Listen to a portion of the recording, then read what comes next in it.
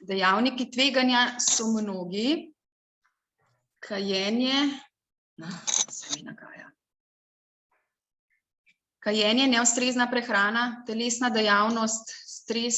Pomembno pa je tudi, da dosledno zniževanje previsokih vrednosti holesterola, da se lahko ustvari napredovanje ateroskleroze in prepreči to te srčno-žilne dogodke. Jaz kar predajam besedo.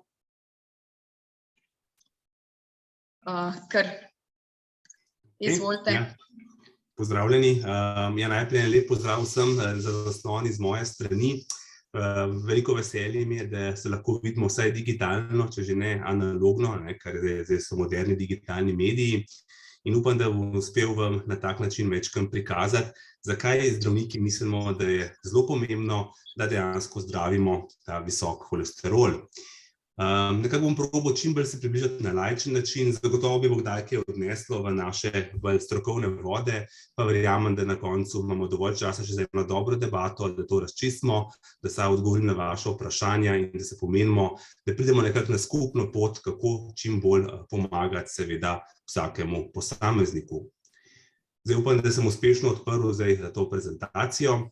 Skratka, kot vidite, delam na oddelku, ki se ukvarja pravzaprav bolj z napredovalnim srčnim popuščanjem in presaditvijo srca, ki dejansko je v zelo pogostih primerih prav posledica narobe ali nezdravljenega visokega LDL.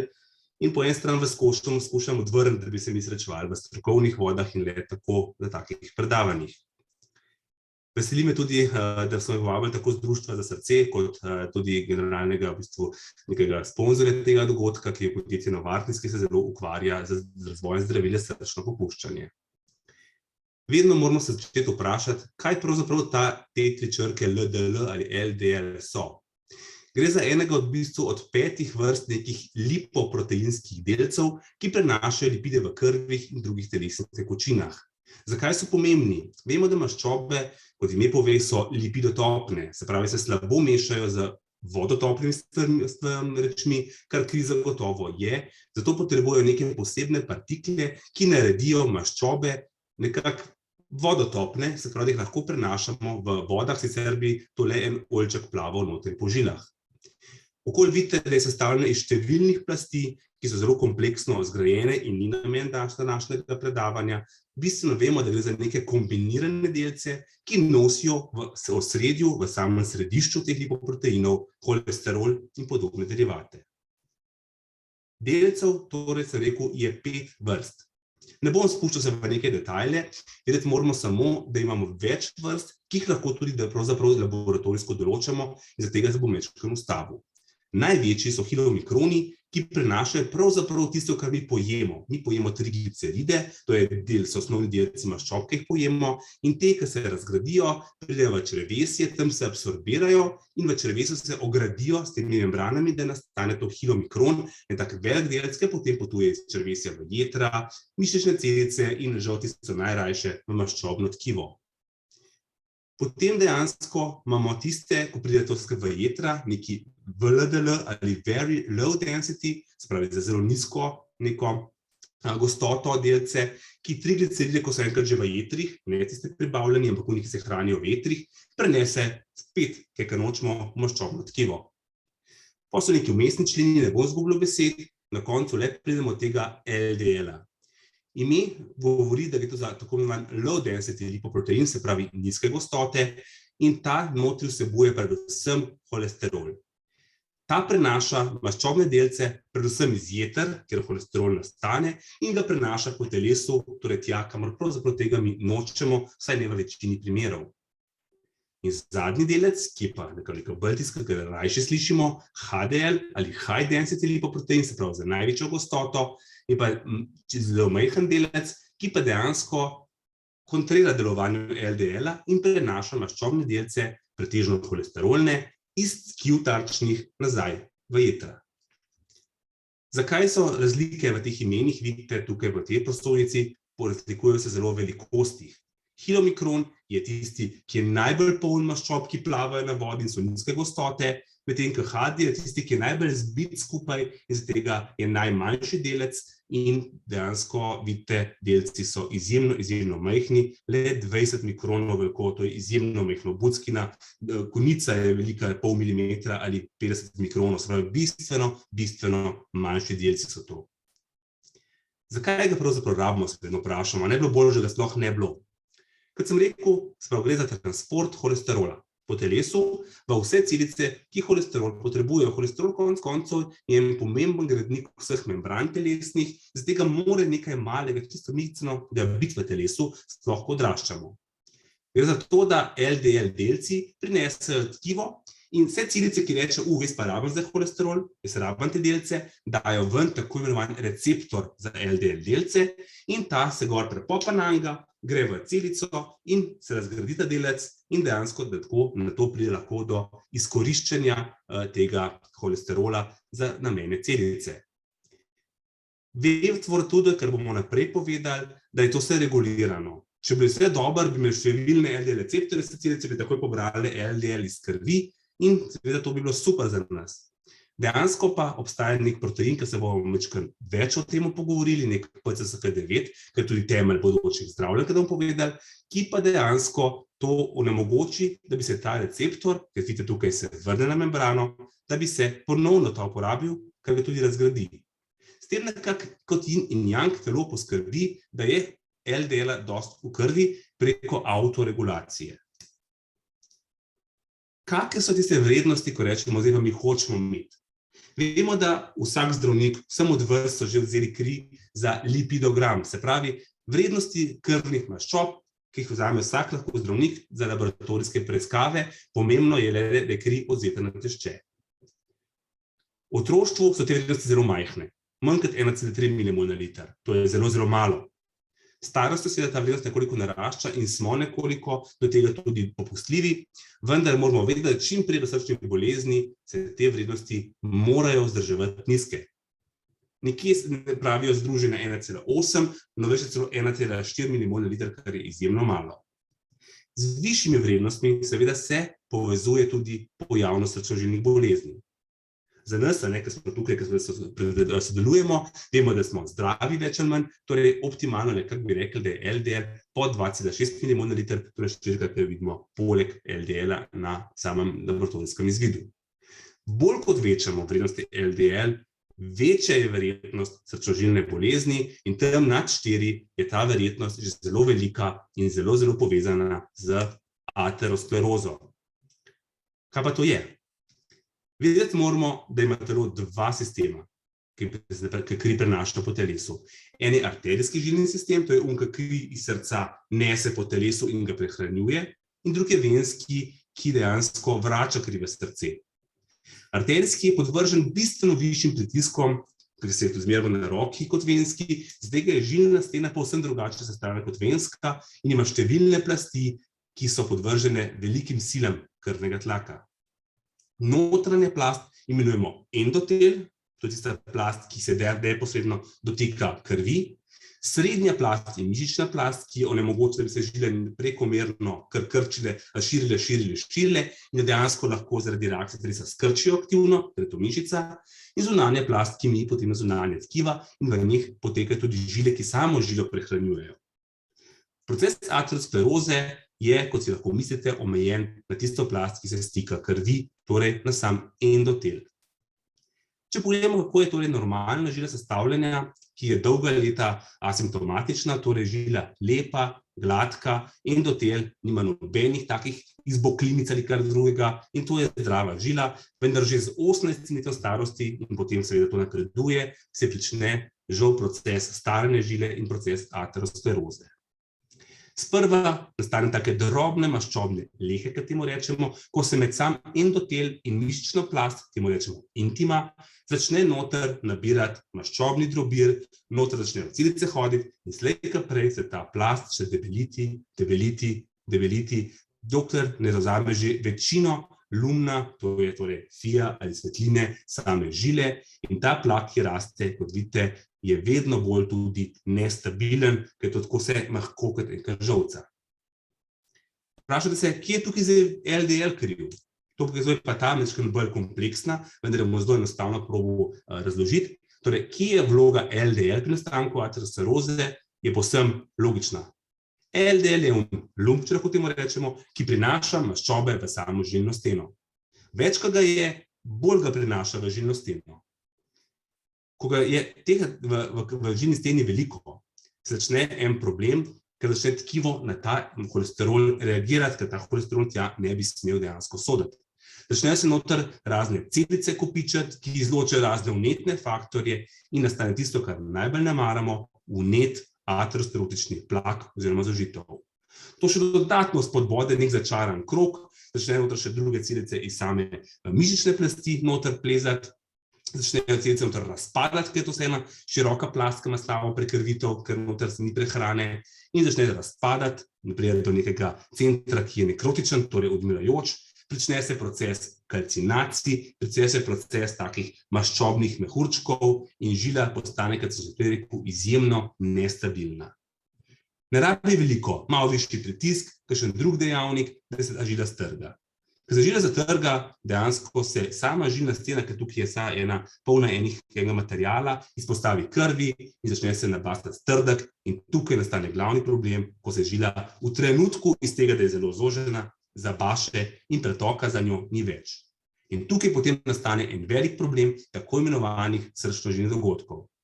Skratka, od samega začetka, ko imamo LDL, ki začne se kopičiti v predelu tik po tenke kriteče, se pravi v intimalni plasti, endotelni plasti, začne se kopičiti, rast, in doba je stabilna, poči, nastane strdek in nastane en velik problem ateroskleroze, to je srčno-žilni dogodek.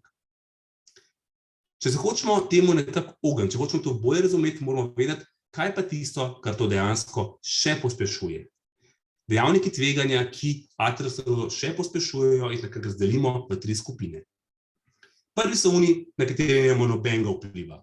Moški spol, tudi če ga eni spremenijo kirurško, to še ne pomeni manjšega dejavnika tveganja. Starost, na to še ne znamo vplivati, pa čeprav bi si želeli oziroma mislimo drugače.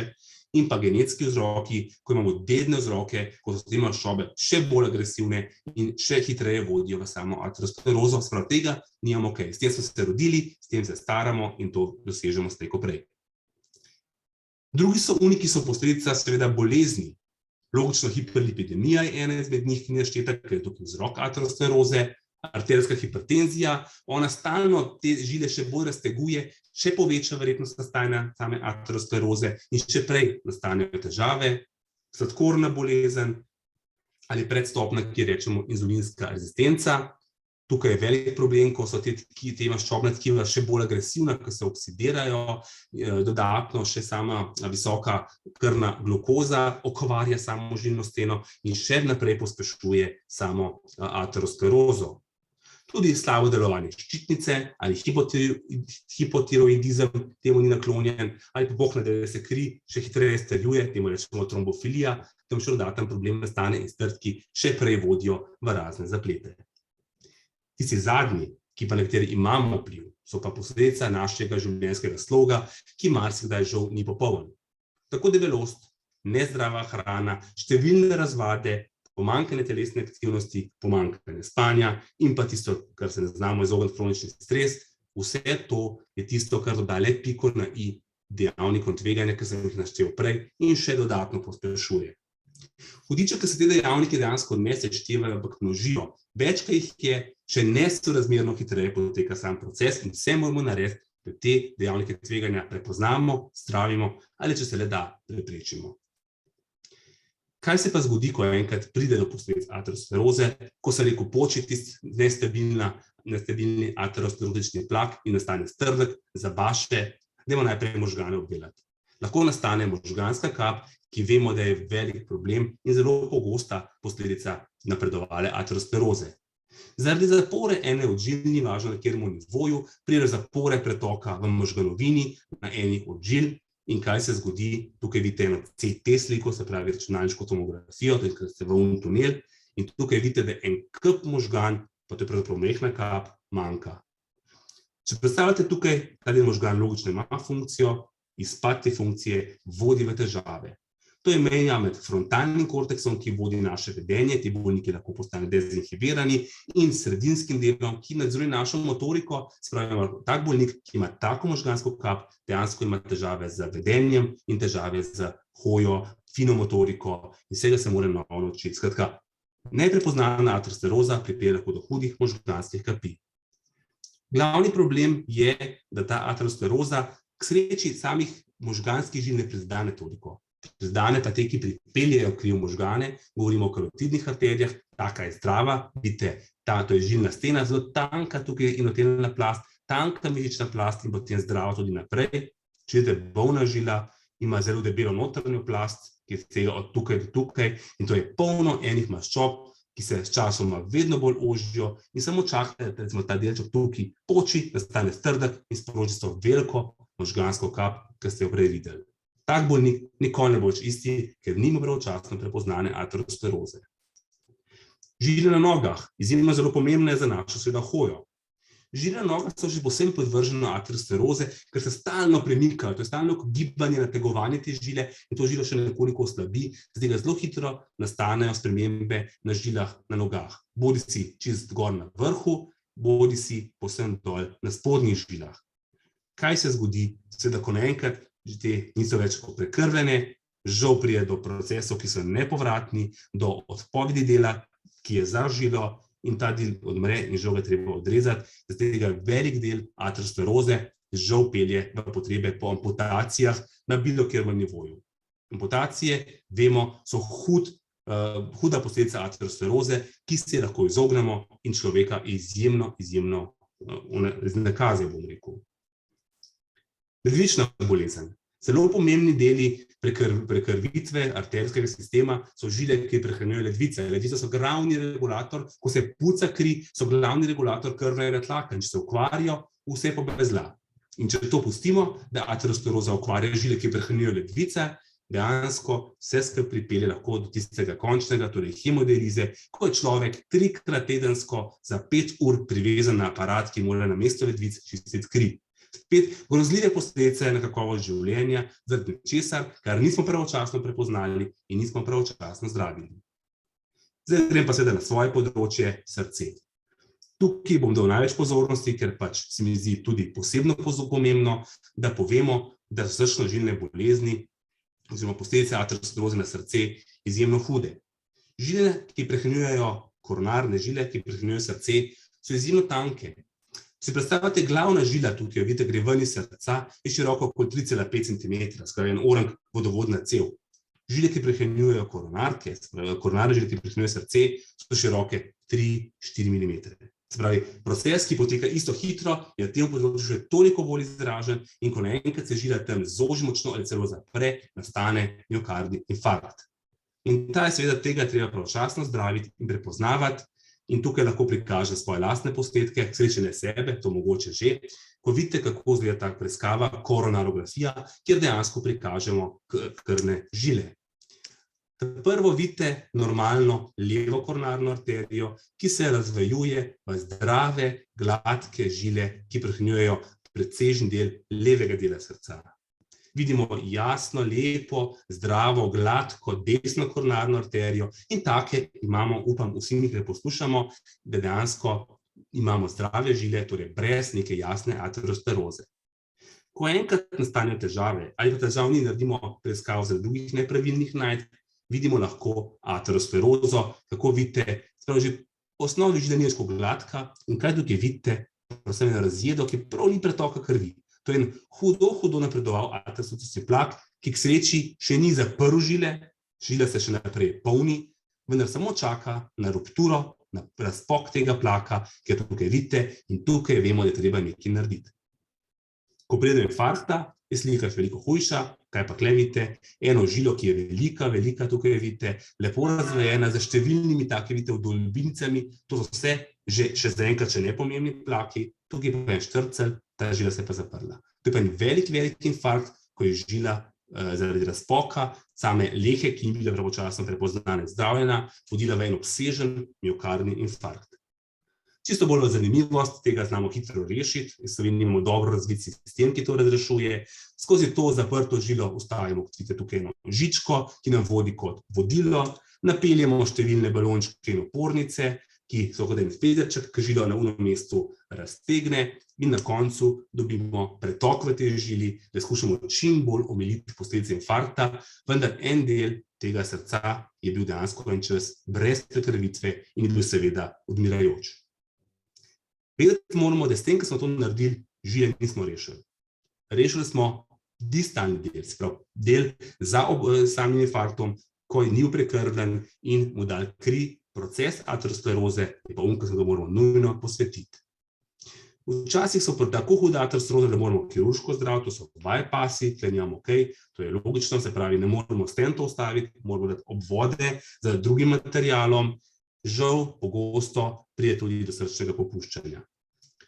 Če pravočasno zdravimo aterosklerozo, upamo, da ostanemo vsaj v tem področju, kot vidite, srce se živahno krči. Sicer nas lahko ateroskleroza pripelje zaradi številnih infarktov v področje, ko pride do srčnega popuščanja, kjer se srce slabo krči, in tukaj smo spet zamudili aterosklerozo. Potrebe so grozljive take v našem sektorju in dejansko, kot sem rekel, ukvarjamo se s presaditvijo srca, ki v tem primeru, kako grozno se sliši, je edina možnost za te bolnike. Da še malo bolj naredim dramo, velik problem tega je to, da src ni dovolj. Presaditev srca je stvar, ki je v naraščajoči potrebi po svetu, to je register ameriški, število src ostaja isto. Spravi, število bolnikov, ki ne zdravijo ateroskleroze, se vedno bolj veča in dejansko število src je isto. Spravi, te bolniki bi umrli in zato imamo še eno bolj agresivno metodo zdravljenja, ko srcu ustavimo črpalko, da pomagamo prečrpati krvi iz obolelega srca v naravno pot nazaj v aorto, kri ven srca, se kratka, črpamo iz srca kri in jo vračamo naprej v telo. Vse to sem prikazal z enim razlogom, da prikažem, da je pravočasno prepoznavanje in zdravljenje ateroskleroze vitalnega pomena za vse nas. Kako bi zdravili, je seveda treba odločiti glede na vsakega posameznika. Treba je redno gledati, kakšne imamo krvne maščobe, kakšne imamo morda pridružene bolezni, če imamo težave, da jih takoj iščemo aktivno aterosklerozo in probamo zdraviti se tudi na kakšen bolj invaziven način in da se pravočasno odločimo, kako bomo zdravili te maščobe. Bolj agresivno ali morda v prvem delu nekoliko bolj permisivno. V prvi vrsti moramo vedeti, da probamo zdraviti brez zdravil. Ni važno, koliko je medicina napredovala, dokler ne naredimo vsega brez zdravil, nismo naredili vsega, kar lahko naredimo. Prva je prehrana. Vemo, da nekatere hrane imajo bolj ugodne maščobe, ki jih lahko pojemo, in to so mononenasičene maščobe, ki jih najdemo v olivnem olju, oreščku in tako naprej, to rečemo mediteranska dieta, ali pa tiste, ki so polinenasičene, predvsem v ribah, bogate z omega-3 maščobnimi kislinami. Te imajo na samo nastajanje LDL-a nekoliko boljši vzorec in ga manj zvišujejo kot druge maščobe, ki jih pojemo, nekaj jih pač moramo pojesti. Obratno so tiste transmaščobe. Ko nekaj obdelujemo, predvsem toplotno obdelujemo ali hidrogeniramo, nenasičene maščobe, čeprav so dobre, kot so recimo margarine, hitra prehrana, pice, sladko pecivo, dodamo veliko masla noter in tako naprej, te maščobe se treba izogibati, čeprav se jim je morda težko. Bistveno je pa, da pojemo že tisto, kar dejansko aktivira bakterije, ki nam pomagajo, predvsem v tem so pa vlaknine, in če pojemo maščobe, pojemo vlaknine, se bo še manj samih maščob absorbiralo, to so predvsem razni ovseni kosmiči, fižol, grah, vrtični ohrovt, sadje, kar nam predvsem naši otroci izjemno radi. S to prehrano zmanjšamo vpliv prehranski na samo nastajanje in absorpcijo maščob v telesu. Drugo je telovadba. Nekako tedensko so dokazali, da obstaja potreba po 2,5 ure aerobne vadbe. Sprav tam, ko se dvigne srčna frekvenca, nek na 3/4 maksimalne, sprav če je 150 maksimalna, ki lahko dosežemo, da prijemo nek na okoli 120 na minuto, mogoče kaj se manj. Tam na meji rečemo tudi, kjer se malo preznojimo. To so recimo hoja, kolesarjenje, plavanje, taki športi, kjer se prijetno trudimo, ne pretirano zmatramo, ti so najboljši. Da nismo predebeli. Vemo, da vsak kilogram maščobnega tkiva, pa teh imamo vsi kar nekaj preveč, zase govorim, nekako 2 grama dodatnega holesterola na dan. Na leto lahko računate, koliko enega holesterola prevečnega naredi vsak odvečni kilogram maščobnega tkiva, zaradi razlogov, ki so to prepeljale in zaradi spremenjenega metabolizma ob sami debelosti. Kajenje grozljivo okvarja tako pravilen transport holesterola po telesu, kakor seveda tudi hudo okvarja delovanje žil, ki še prej prevzemajo vse maščobne delce. Alkohol, dejansko v tem primeru imamo Slovenci lepo razvado, da sem pa kakšen kozarček rdečega popijemo in v majhnih količinah kozarček rdečega ob večeri, dejansko imamo ugoden vpliv. Dokler tega ni preveč in dokler se ne pretirano ne poslužujemo žganih pijač, ki seveda tega dobrega učinka nimajo več. Gre za raziskave, ki so jih delali v Franciji narejene na Bordojcih, ki jih tukaj nimamo toliko, vendar sem prepričan, da Slovenci imamo še boljša vina, ki ima še boljši učinek na naše žile. Slej ko prej pa žal ali zaradi napredovanja ateroskleroze, zaradi že pridruženih bolezni ne moremo mimo zdravil. Tukaj se bom grobo dotaknil 5 vrst skupin zdravil, ki nekako naraščajo po kompleksnosti. Tisti najbolj znani, najbolj zloglasni, žal, kot bomo potem to slišali, so statini, ki vidite, imajo neko enostavno strukturo in seveda, ko vidite, gremo dol po shemi, prijemo do zadnjih, ki imajo strukturo, ki je bistveno kompleksnejša, bomo tudi povedali, zakaj in zakaj so dobri in komu so namenjeni. Statini so tisti, ki se po svetu najbolj uporabljajo, imajo daleč največ ugodnih dokazov medicinskih na preživetje in v Sloveniji imamo 5, ki dejansko uporabljamo. In vidite, vsak naslednji, ki je omenjen, je bolj močen in ga uporabljamo za bolj visoke vrednosti LDL in bolj napredovale oblike ateroskleroze. Od simvastatina, recimo, ne vem, bil tukaj Tulipa, kaj takega, preko atorvastatina, znan kot Sortis, Toris in tako naprej, do najbolj močnega, ki ga največ uporabljamo, rosuvastatina, kot je recimo Crestor, Sorvasta, Kupet in tako dalje. S temi zdravili torej moramo razmišljati o zdravljenju, ko imamo problem ateroskleroze. Kaj je njihova naloga? Zelo na kratko. Holesterol mi praviloma ne absorbiramo. Holesterol telo naredi samo. V jetrih imamo nek encim HMG-CoA reduktaza, nima veze, gre za encim, ki to proizvaja holesterol. In statini direktno, irreverzibilno zavirajo ta encim, zmanjšajo produkcijo holesterola in s tem, seveda, ker ni holesterola, ga LDL ne more to vzeti iz jeter in ga nesti tkiva in ga je manj. Torej, zdravila močno znižajo LDL, bolj kot je potenten, bolj ga zniža in nekoliko tudi znižata dobri holesterol HDL. Poleg tega morate pa vedeti, da ni vse samo v samem delovanju na ta LDL. Ima še druge vloge, ki so zelo pomembne. Eno, da izboljša tisti endotel, se rekel tam, ki je stik med žilo pa krvjo, boljša kot je funkcija endotela, počasnejša je ateroskleroza. Izjemno deluje protivnetno, rekel sem, da je to eno hudo vnetje v sami žilni steni in znano je, da ga maščobe, da ga statini dobro zavirajo in ta učinek je pogosto celo boljši, močnejši kot le samo nižanje samega holesterola LDL. Nekako zmanjšuje nastajanje strdkov, predvsem sem pa rekel, številne raziskave so pokazale, da imajo bolniki veliko manj srčnožilnih dogodkov, tudi tistih groznih, ki sem jih naštel prej. Žal imajo zelo eno slabo famo, veliko ljudi reče, pa tega že ne bom imel, bral sem, slišal sem, statinov ne bom imel. Ta fama je zelo napihnjena. Ja, so v redkih primerih možni stranski učinki, ampak oni resni so zelo redki, manj kot 0,1%, manj kot 1 na 1000 ima rabdomiolizo, ki se kaže za bolečino v mišicah, tako je to razga bolnika to pripelje k svojemu zdravniku, vzame kri in jo nepovratno vidi. Ja, teh 1 na 1000 res statinov pač ne more jemati. Ostali imajo bolečine v mišicah, recimo en zelo pogost stranski učinek, ki se ga vsi med seboj dosti pogovarjajo o temu. Dejansko med tistimi bolj opazovalnimi raziskavami opazuje, da ima dejansko vsak 10. ob 5 bolečine v mišicah. Vendar te opazovalne raziskave ne povejo tega, da v študijah, ki so lansirale ta zdravilo, so se ta stranski učinek enako pojavljal pri teh, ki je dobil zdravilo in pri teh, ki so dobili placebo. Skratka, ne gre za nek resen učinek.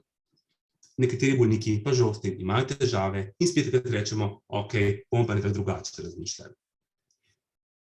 Velik strah je, da statini delajo raka, raziskave so to povsem ovrgle, veliko se jih pogovarja, da seveda maščobe so pomembne v možganih in statin dela demenco. Ni res. Pravzaprav so te študije vse bile popolnoma negativne, statini kognitivnih motenj, predvsem demence, ki se najbolj bojijo, ne povzroča, le redko povzroča poškodbe na samem živčevju, pa še to izjemno redke, redko celo redke kot rabdomioliza. Če ne gre drugače, če res stranski učinki so prehudi, ali pa morda za statinom ne dosežemo tarčnih vrednosti, ki sem na začetku predstavitve povedal, je dejansko to, da imamo druga zdravila. Eno je ezetimibe, rezoleta, ezetrol, poznate kot ta prodajna imena, ti dejansko tisti mečki holesterol, ki ga vse absorbiramo, zavirajo in s tem nekoliko znižajo LDL. Vendar raziskave samo za to zdravilo brez statina so pokazale, ja, LDL je manjši, vendar bolniki glih tako umirajo dalje, verjetno prav zaradi tega, ker ni tega učinka na vnetje same srčne žile. Zdaj praviloma, če ga že uporabljamo, ga uporabljamo kot dodatek statinu, če res ne gre drugače. Stranski učinki so redki, predvsem bi rekel, so tukaj glavne prebavne težave, ki lahko nastanejo. Čim nekaj delamo na absorpcijo, lahko sprožimo prebavne težave in to še bolj dokazuje naslednja skupina, vezalci žolčnih kislin in fibrati. Telo ima eno grdo stvar in to je, da se holesterola ne more znebiti na naraven način. Edino, kjer ga izloča, so žolčne kisline in če ta krog, namreč telo izloči žolčne kisline preko žolča in jih potem nazaj privzame, da ne bi tega zmanjkalo v telesu in lahko dejansko mi to zaviramo, da zmanjšamo privzem tega holesterola, teh žolčnih kislin nazaj. Vendar jih zelo redko uporabljamo, ker imajo izjemno velike stranske učinke, zelo huda zaprtja, ker vplivamo na nek naravni proces prebave. Zato ta zdravila v naši praksi praktično ne uporabljamo. Zdaj gremo pa naprej. Rekel sem, da nekaj zdravil nekaj bolnikov ima hude stranske učinke na statine, ki so medicinsko dokazani in onemogočajo njihovo delovanje in imamo bolnike, ki kljub optimalnem zdravljenju statini ne dosegajo tarčnih vrednosti. Tukaj gremo malo nazaj na začetek, ko sem govoril, kako dejansko telo prenaša LDL po telesu, na malo še tak bolj fancy, plemenit način. Vidimo, da LDL torej pride do celice, ki ga potrebuje, se veže na receptor za LDL delec, gre noter, ki potem to razgradi in se porabi holesterol v tkiva, ki jih pač potrebuje. Receptor ob samem postane neokrnen in se vrne nazaj na membrano, da spet začne loviti nove delce. Več kot je receptorjev na membrani, več LDL delcev bojo polovili, manj ga bo v telesu. Tukaj pride do novega problema, namreč neke delci, ki jih telo izloča, lahko zavirajo delovanje teh delcev, namreč to so tako imenovani PCSK delci, na kratko čisto, se veže gor na ta kompleks LDL-a in LDL receptorja, gre v celico in ko celica reče, opala, klepa nekaj gor na temu LDL receptorju, ne da razgradile LDL delca, ampak tudi ta receptor in ta se ne vrne več in receptorjev vedno manj in manj in manj. Naravna vloga tega PCSK9 je to, da telo sam zavira prevelikega privzema LDL-a nazaj v celice, vendar ko enkrat telo v nek začaran krog zapade, ko se nastane celično vnetje, ko nastane nek problem, začne to neovirano nastajati PCSK9 in še večji problem nastane, še višje vrednosti LDL-a, zato na ta način. Zato so izumili, da znamo mi to dejansko zavreti. Eno od novejših zdravil, uporabljamo jih, kot vidite, glede raziskave zadnjih 5 let, so tako imenovani zaviralci PCSK9, slišite nekaj zelo naprednega. Dejansko, kaj čisto enostavno naredi, je, da naredimo nek delec, proti delotnemu rečemo, ki ga damo kot injekcijo v telo, ta kroži po krvi in lovi PCSK9 delce.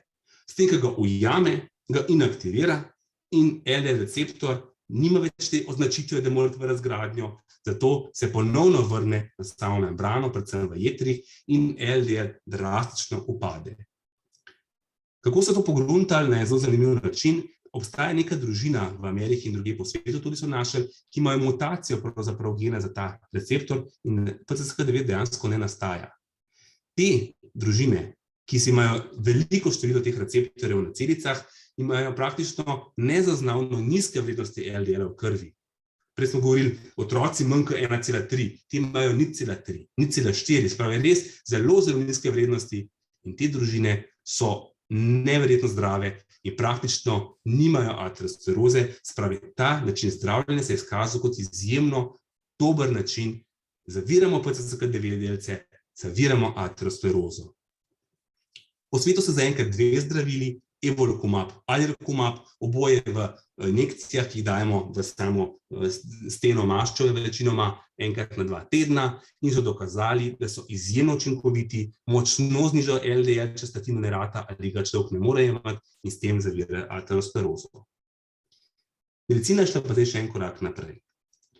Dokazali so, da lahko delujejo pa še na bolj specifičnem nivoju, na genetskem nivoju, ko dejansko damo neke delce, ne bom se tukaj kompliciral, zato da damo injekcijo z delci, ki grejo v samo celico, se veže na zapis za nastanek PCSK9 in na genetskem načinu popolnoma prepreči, da telo sploh PCSK9 delcev ne naredi. Tiste injekcije prej, ko sem rekel, na 14 dni, najdejo te delce, ki so že nastali v sami plazmi, jih vežejo in aktivirajo. Na ta način inklusiran zdravilo gre pa v samo celično noter jedro in prepreči, da bi PCSK9 sploh nastal. In PCSK9 spet ni in te injekcije se dajo dejansko enkrat na pol leta in potem dejansko vodijo v pomemben upad LDL, primerljiv tistemu, ki jih ima s PCSK9 inhibitorji. Dejansko spet pridemo s temi zdravili do izjemno nizkih holesterolov in s tem do izjemno upočasnjene ateroskleroze. To zdravilo, kot zanimivost, je dejansko celo dobilo Nobelovo nagrado za znanost, za medicino, ki je tako zelo inovativno in je zdaj na voljo v Sloveniji tudi zadnjih nekaj mesecev. Zadnje, kar bi pa rad rekel, je pa to. Bolnik, ki ve, da mora to imeti zdravilo, ker razume, zakaj, ga bo jemal in bo imel dobro adherenco. Z dobro adherenco, to je sodelovanje med zdravnikom in bolnikom, da bo bolnik zdravilo jemal, je tukaj vitalnega pomena. Sčasoma, torej včasih, rekli smo, imamo statine, če gremo 1 leto, mora vsak dan 1 tabletko pojesti. Se pravi, ta bolnik mora biti adherenten, da vzame vsak dan 1 tabletko in s tem zbijemo LDL in obvarujemo njegove žile pred aterosklerozo. Z leti, ko sem rekel, prihajajo nova zdravila, zdaj so proti telesa bila, to so PCSK9 inhibitorji na 2 tedna injekcije, je iz teh 365 tablet ostalo le še 26 injekcij letno in z novim inklusiranom prijemo le na 2 injekciji letno. S tem izjemno izboljšamo sodelovanje bolnika, ki ima manj dejansko možnosti pozabljanja ali nesodelovanja in s tem izboljšamo za naše bolnike prognozo, da bi bilo teh učinkov čim manj. Da bi čist brez dela ostal, ne verjamem, če bi ga uspete zmanjšati z dobrim sodelovanjem, opolnomočenim bolnikom, da bojo jemali zdravila, da razumejo, zakaj jih je treba jemati, se bomo marsikateremu od teh grdih stranskih učinkov ateroskleroze uspeli izogniti. S tem se zahvaljujem za vaše razumevanje, za vaše sodelovanje naprej, predvsem pa za posluh in upam na eno fajn diskusijo. Hvala lepa. Ja, super, hvala lepa. Če ima kdo kakšno vprašanje, lahko kar vklopi mikrofon pa vpraša predavatelja. Dve vprašanji sem jaz dala iz Facebooka. So noter v chatu, če pogledate, pa če jih jaz preberem. Se pravi, zdravim si povišan holesterol, jemljem 40 mg sorvaste, pa so vrednosti še vedno S-trigliceridi 2,17, S-holesterol 5,65, S-HDL holesterol 1,35 in S-LDL holesterol 3,31. Dnevno se gibljem s prehodi hoja med 3 do 4 ure, pazim pri prehrani, imam hipotirozo pod kontrolo s 75 mg etiroks, povišanega tlaka nimam in sladkor v krvi je v redu, imam malo preveč kilogramov, ki so posledica hipotiroze. Kaj bi lahko še naredila za znižanje? Osebna zdravnica je omenjala neko dodatno zdravilo, pa se še nisem odločila. Bova čez 3 mesece opravili ponovno kontrolo. Ja, mama in oče sta imela tudi povišane vrednosti. Oče je umrl zaradi infarkta, mama ga je preživela. Imam tudi diagnosticirano fibromialgijo. Takih bolnikov dejansko je v praksi veliko. Holesterol 3,3 LDL, gledamo, ta je tisti, na katerega se najbolj osredotočamo, je nekoliko morda previsok. Previsok je, morda je treba bolj razdelati, za kakšnega bolnika gre. Če je en bolnik zdrav, razumem, imate dejavnike tveganja, vendar če je zdrav, kar se ateroskleroze tiče, bi rekel, malo počakajmo.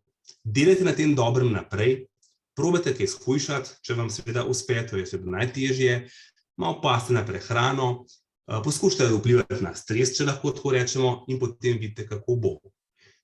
To govorimo za tisti spekter, če je težav v smislu ateroskleroze, nimate bolečine za prsnico, bolečine v nogah, ledvične bolezni in tako naprej.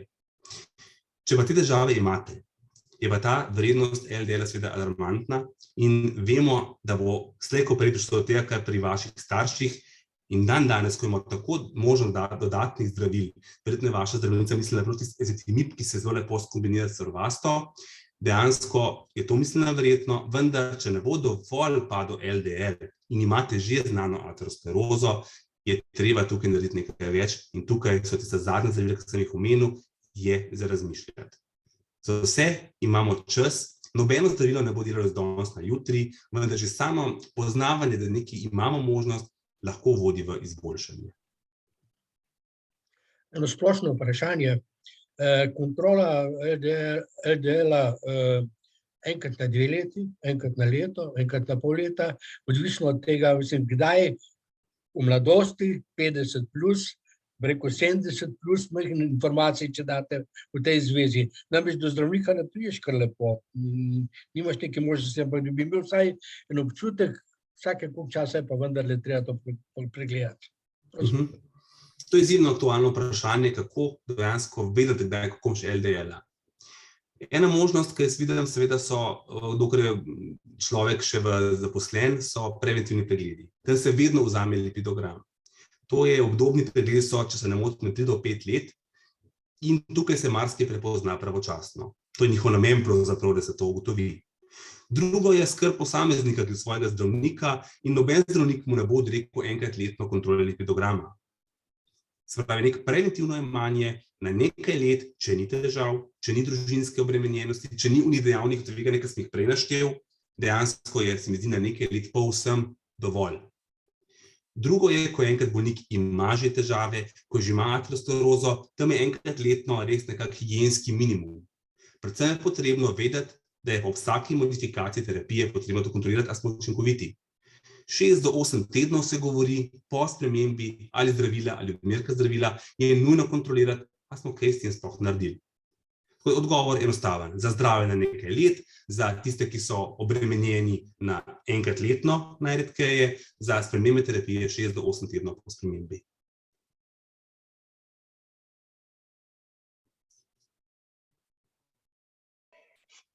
Ja, hvala.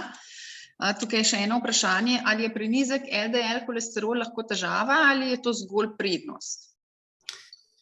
Včasih so se bali, nizek LDL bo problem, telo rabi LDL, ampak mi ga rabimo izjemno malo. Ko se enkrat živčev ne izgrajuje več, ne govorimo o otroštvu in odraslem stanju, dejansko te ovojnice so stabilne, ga ne potrebujemo več toliko in nižji kot je, boljše je, kar sem prav dokazal, ko sem povedal anekdoto o tisti mutaciji, ko so nemerljivo nizki zaradi napake genetske, pravzaprav, ki je dobra napaka, nemerljive vrednosti LDL vodile v to, da so žile v starosti povsem zdrave. Tako da LDL nizek je zagotovo prednost. Še eno vprašanje bi postavil jaz, torej gre seveda za to, da človek pač uživa v okusih.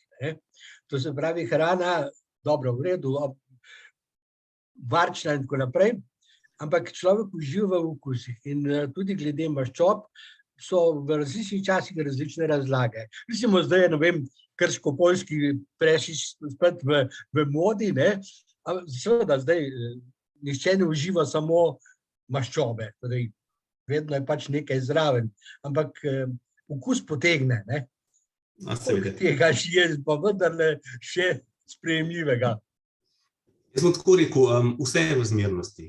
da si vse lepote življenja odtegnemo, nima smisla živeti. Tako da dejansko nekaj je treba imeti tudi gušta v življenju. Vendar tukaj vas majčkeno takoj popravil, vi ste rekel krško-poljski prešiček pa tako naprej. Dejansko sem prej povedal, mi holesterola praktično nič ne absorbiramo. Telo ga naredi samo. Veliko večji problem kot mastna hrana so ogljikovi hidrati, ki vodijo v težave, da ta holesterol, ki ga telo samo naredi, je bistveno bolj agresivno. Tako da je bistveno večji poudarek dal na uravnoteženi dieti, za prej manj ogljikovih hidratov kot maščobe. So nekatere diete, keto diete in tako naprej, so prav na mastni hrani in te so zdravi ljudje. Tako da dejansko večji problem so ogljikovih hidrati kot mast, zmernost velja pa s prsem.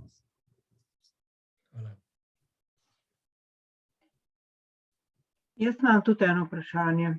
Izvolite. Stara sem 70 let in so mi rekli, da imam malo povišan holesterol. Ne? In zdaj se trudim, da bi jedla v redu, mislim, primerno hrano, se gibljem in tako dalje. Ampak po kolikem času recimo lahko pričakujem, da se bodo te vrednosti izboljšale? Oziroma, kdaj je treba začeti s statini? Tukaj v bistvu so veliko pomoč zdravnikom neke tabelice ogroženosti, ko vse dejavnike tveganja damo na kup in vidimo, kakšna je verjetnost, da bo takem bolniku prišlo do težav in a se smiselno, da uvedemo statin. Za vas bi tako rekel, za vaših 60 let, ko razgledate, pa suhi ste, bi rekel, manj bi tukaj dal pozornost, kot pa pri enemu, ki je v bistvu kadilec, ki je močno prekomerno prehranjen, ki ima zelo visoke holesterole in ni pripravljen ali pa ne more vsega prilagoditi temu. Tam bi statin uvedel seveda prej. Bistvo to nakratko, če lahko rečem, je, če tako skrbite kot vi naprej, ste na dobri poti, kako hitro kontrolirati LDL, vedno po neki spremembi rečemo 6 do 8 tednov in če te vrednosti niso nerazumne, lahko ostanete zaenkrat seveda brez statina. Drugo, če imate sladkorno bolezen, če kadite, potem je treba drugače razmišljati. Tukaj morda še en majhen dodatek. Preiskave, kjer iščemo aterosklerozo, obstajajo, so dobro dostopne in to je prav ultrazvok vratnih arterij. To so arterije, ki so neposredno povezane z aorto, so izjemno dobro pregledne zaradi bližine kože in tam vidimo, v kakšnem stanju so žile po celem telesu. Tako da, če ne vemo čisto točno kako kaj, se splača še to preiskavo narediti, ki pa dokončno pojasni, ali je prisotna neka ateroskleroza ali ne. Hvala lepa.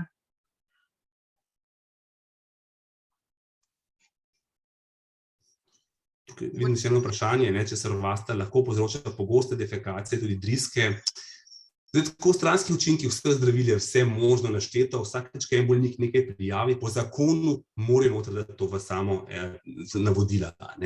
Vendar po mojih izkušnjah je ta stranski učinek izjemno redek oziroma mi ni dobro poznan.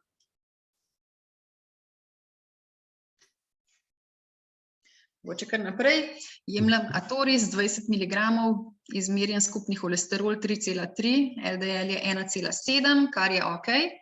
HDL pa je 0,9, ki je pa prenizek, kaj to pomeni?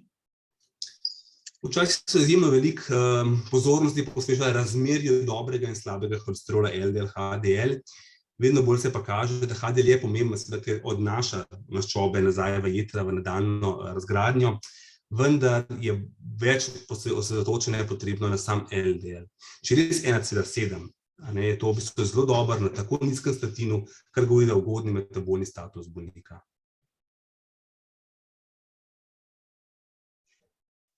Ali pri LDL 3,9 bi uvedli statine? Imam 46 let, sem fizično aktivna, imam pa stresno službo in familiarno obremenitev.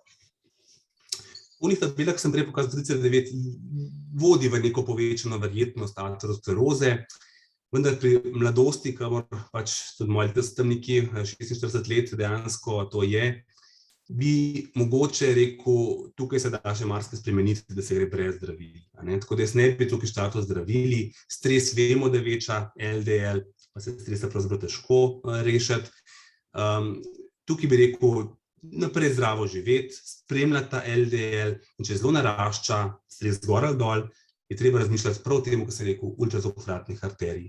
Če tukaj najdemo zdrave žile, ne rabite statina. Se pravi, posledic tega visokega LDL na telesu zaenkrat ni. Nadaljnje spremljanje. Če so spremembe očitne, sploh v družinski obremenitvi, kar piše, potem pa žal je treba razmišljati o začetku zdravljenja z zdravili.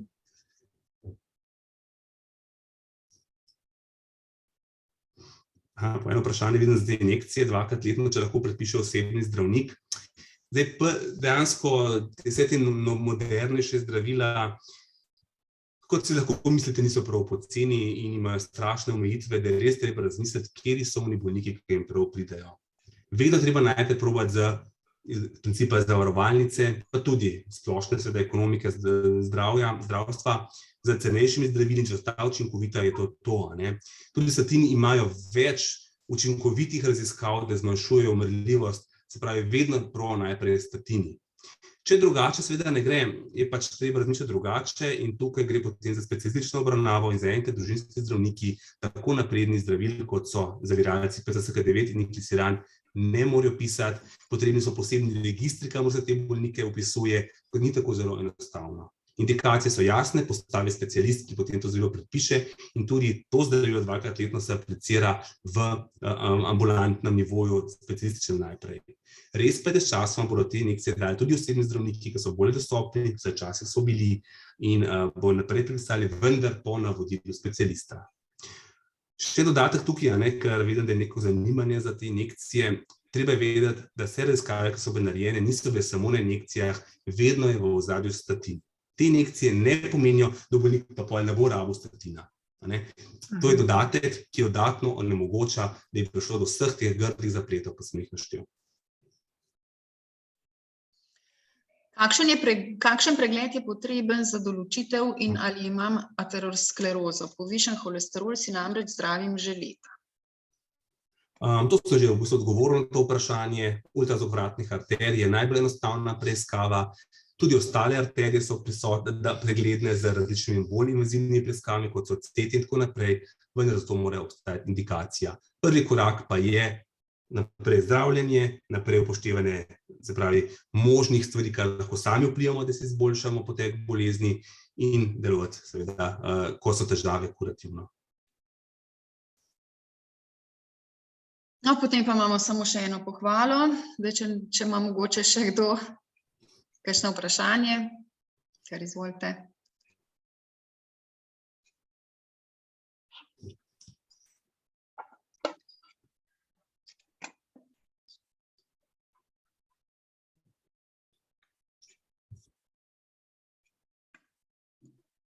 Ne bo več? Si očitno dovolj izčrpan? Ja. No, super. Super, potem bi se kar zahvalili. Hvala vsem za pozornost, za poslušanje.